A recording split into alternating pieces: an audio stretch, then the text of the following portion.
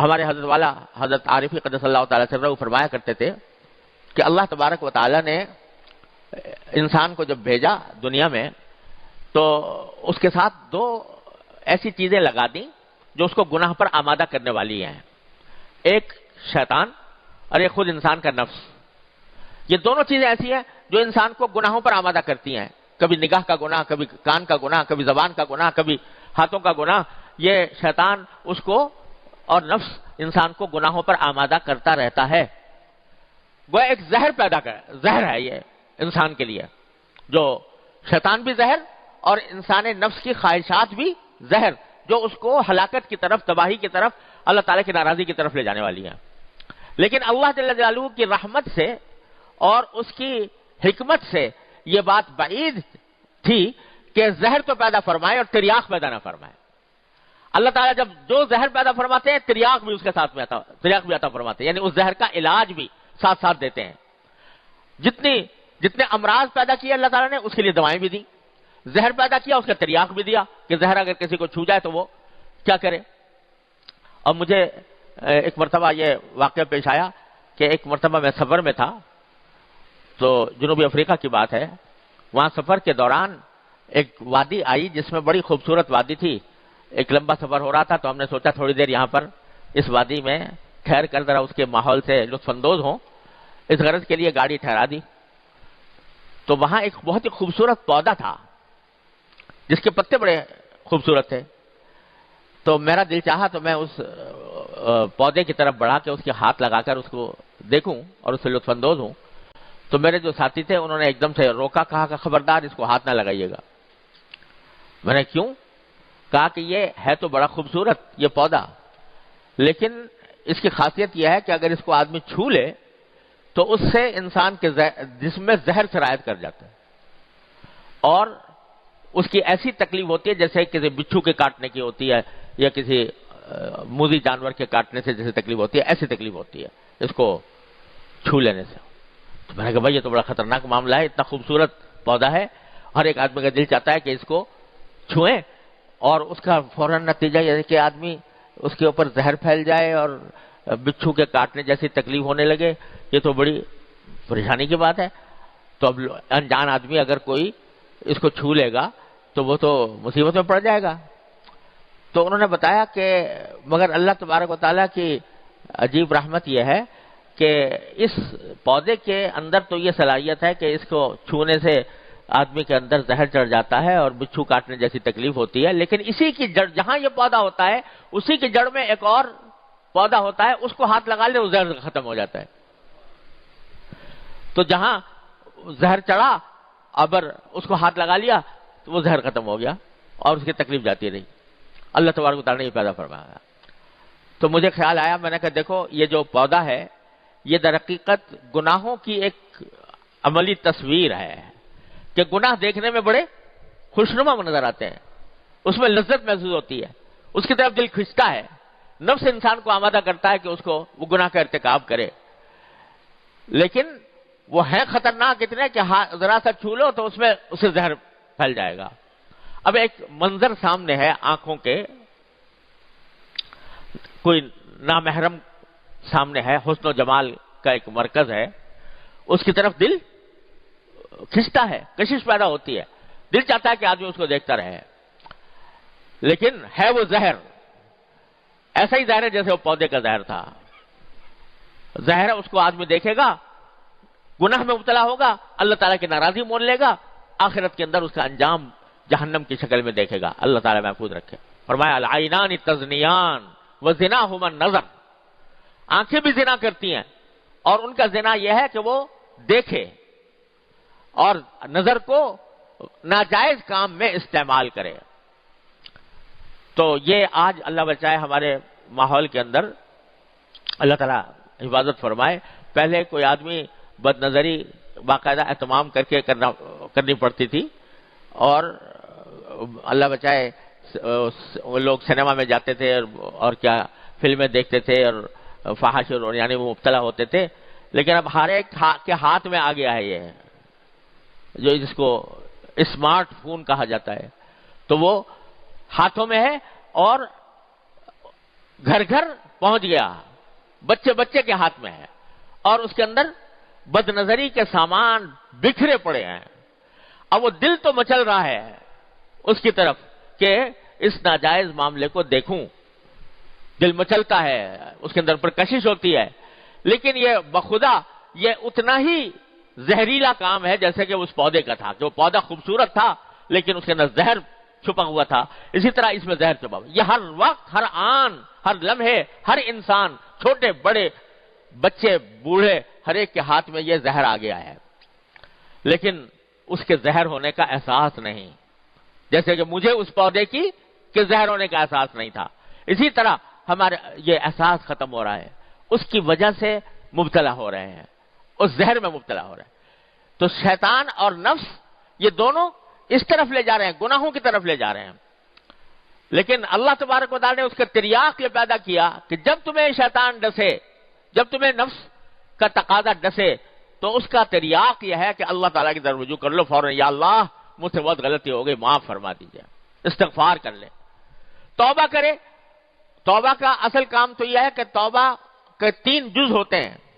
ایک یہ کہ اس کام کو جس سے توبہ کر رہا ہے فوراً چھوڑ دے.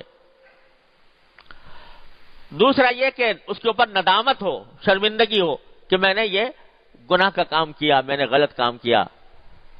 اور اللہ تعالیٰ سے اس کے سامنے اس ندامت کا اظہار کرے کہ یا اللہ میں پھنس گیا، میں اللہ میں بہک گیا، یا اللہ مجھ سے غلطی ہو گئی، یا اللہ میں پھنس گیا، اپنے نفس اور شیطان کے دام میں پھنس گیا. اس پر ندامت کا اظہار کرے، فوراً چھوڑ دے، اور آئندہ کے لیے عزم کر لے کہ آئندہ اس کے قریب نہیں جاؤں گا، تو توبہ کامل ہوتی ہے. پھر وہ حکم ہوتا ہے کہ تائب من الذنب کمن لا ذنب لہ، پھر وہ گناہ سے توبہ کرنے والا ایسا ہو جاتا ہے جسے کہ اس نے کبھی گناہ کیا ہی نہیں تھا، نام اعمال تک سے مٹا دیا جاتا ہے وہ گناہ. اللہ تبارک و تعالیٰ کی رحمت ایسی ہے کہ اس کے نام اعمال سے بھی مٹا دیتے ہیں. تو بھائی اصل کام تو یہ ہے کہ جب بندے کو احساس ہو جائے، پتہ نہیں میں جس وقت یہ ناجائز کام کر رہا ہوں، گناہ کا کام کر رہا ہوں، اگر اسی وقت میری موت آ گئی، اللہ تبارک و تعالیٰ نے مجھے اپنے پاس بلا لیا اسی حالت میں، کیا بنے گا میرا؟ کیا انجام ہوگا؟ کیا حشر ہوگا؟ آدمی یہ سوچے کہ کتنا بھروسہ ہے تمہیں کہ کتنی دیر زندہ رہو گے. بیٹھے بیٹھے انسان ختم ہو جاتا ہے. نہ جانے کتنے واقعات ہم نے اپنی آنکھوں سے دیکھتے ہیں کہ بیٹھے بیٹھے انسان ختم ہو گیا. تو اول تو آدمی کو یہ سوچ کر اس کو فوراً اس سے توبہ کرنی چاہیے، اللہ تبارک و تعالیٰ کی بارگاہ میں حاضر ہو کر ندامت کا اظہار کر کے یا اللہ یہ ہو تو گیا، اپنی رحمت سے مجھے معاف فرما دیجئے، آئندہ نہیں کروں گا، آئندہ نہ کرنے کا عزم کر لے. اور یہ تو ہے توبہ. اور ایک ہے استغفار.